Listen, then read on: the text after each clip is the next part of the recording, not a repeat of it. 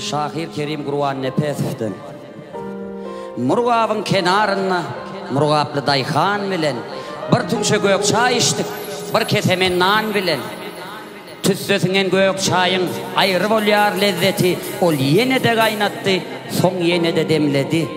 Ayıslı çayın başına kızıp gitti gurrumuz, yigit deydi meydanına şeydip geçer her günümüz. Yayılıp yatır çağır yana ak köymötlü kartalar, bu yerlerden ısmanak çöpleptirler atalar. Atan gurrun vererdi bu toprağın tarifin, inni olsa bu yerlen etmek üçün tarifin.